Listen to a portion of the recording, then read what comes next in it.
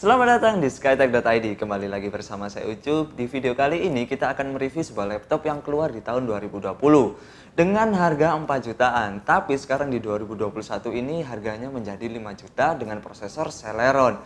Seperti apa laptopnya? Jangan kemana-mana dan jangan di skip, tetap di channel skytech.id.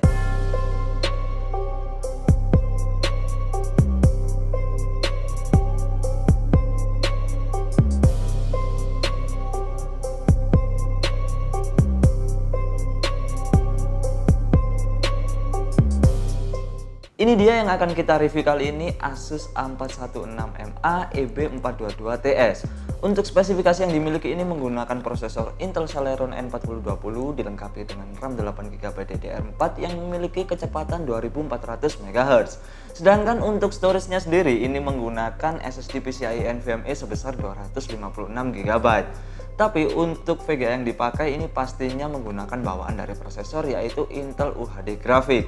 Dan untuk layar yang dimiliki ini cukup bagus yaitu 14 in Full HD IPS level, yang mana untuk di sekelas laptop Celeron sudah menggunakan Full HD. Tapi untuk bundling dari setiap pembelian laptop ini kalian akan mendapatkan sebuah Microsoft Office Home Student 2019 secara permanen. Dan untuk harga ini dibanderol di angka 5 jutaan saja, yang mana di 2020 ini harganya 4 jutaan, sekarang menjadi 5 jutaan. Tapi seperti apakah bodinya, langsung saja kita lihat sekarang. Oke, dimensi yang dimiliki oleh Asus A416MA ini adalah 32,5 cm dikali 21,6 cm. Sedangkan untuk ketebalannya ini hanya 1,9 cm yang tidak mencapai 2 cm. Kemudian untuk beratnya sendiri ini tergolong laptop yang cukup ringan yaitu hanya 1,5 kg saja.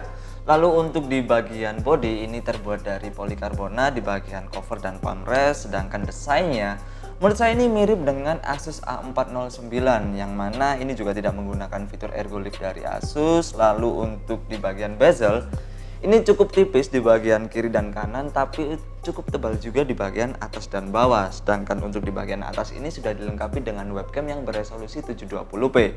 Tapi untuk di bagian keyboard ini sayangnya Asus tidak memberikan backlight pada laptop ini. Dan untuk touchpadnya berada di bagian sedikit agak ke kiri tapi berada di bawah tombol spasi pas. Langsung saja kita beralih ke bagian port yang dimiliki oleh Asus A416MA.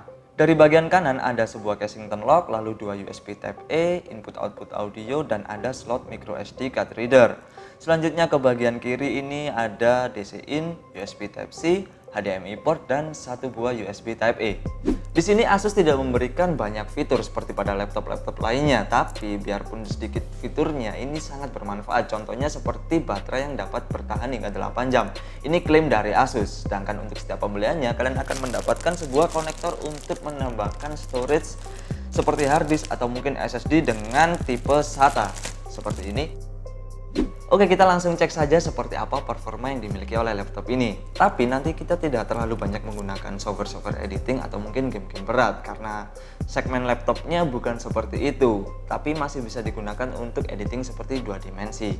Dan sebelum kita ke pengujian performa, kita cek terlebih dahulu kecepatan dari SSD-nya menggunakan software Crystal Disk Mark. Dan hasilnya ini adalah 1802 MB per second untuk read-nya, dan write-nya mendapatkan 976 MB per second. Kemudian untuk tes menggunakan Cinebench R20 mendapatkan hasil yaitu 329 untuk di pengujian pertama.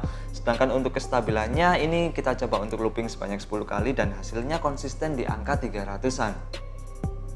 Dan pengujian menggunakan software 3D Mark, laptop ini mampu menyelesaikan walaupun hasilnya tidak begitu bagus. Untuk hasil dari TimeSpy sendiri mendapatkan angka 123, sedangkan untuk Firestrike mendapatkan poin 350.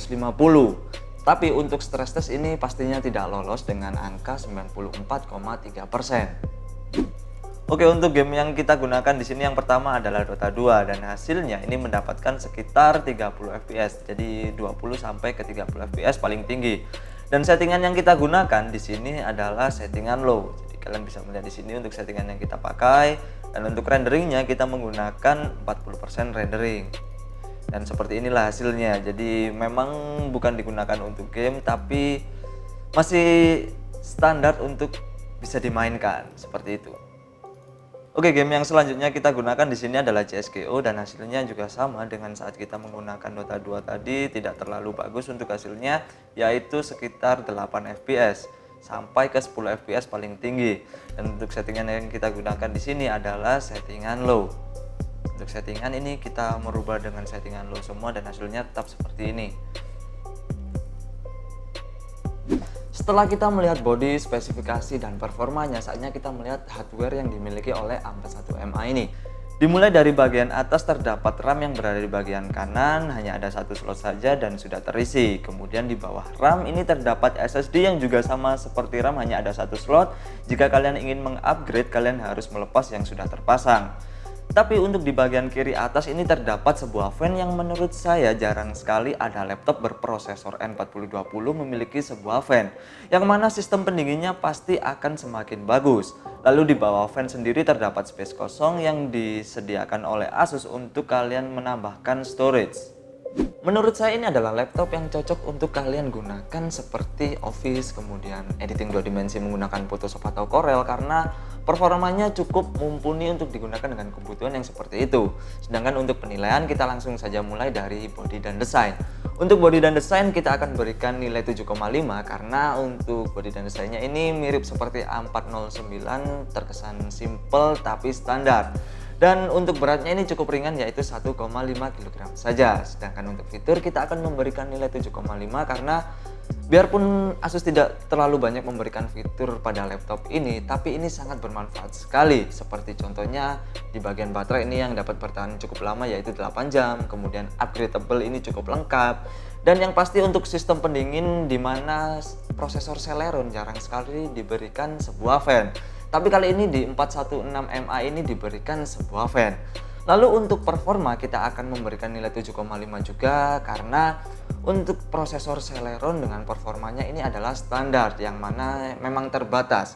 Yang dimaksud terbatas ini adalah tidak bisa digunakan untuk game-game berat, karena untuk kebutuhan yang standar sekali seperti Office dan editing seperti tadi yang saya sebutkan. Tapi kalian memiliki pendapat yang berbeda atau mungkin kalian memiliki masukan tentang laptop ini, kalian bisa langsung tulis saja di kolom komentar. Jika ada kritik dan saran atau mungkin kalian ingin request next kita review apa atau mungkin compare apa, kalian bisa langsung tulis saja di kolom komentar. Sedangkan untuk link pembelian dan info lebih lanjut tentang produk yang sudah kita review, kita sudah sediakan di kolom deskripsi. Jadi jangan lupa like, comment, and subscribe channel kita karena kita akan review lebih banyak lagi produk-produk seputar dunia IT. Sekian dulu video dari saya Ucup, see you next video.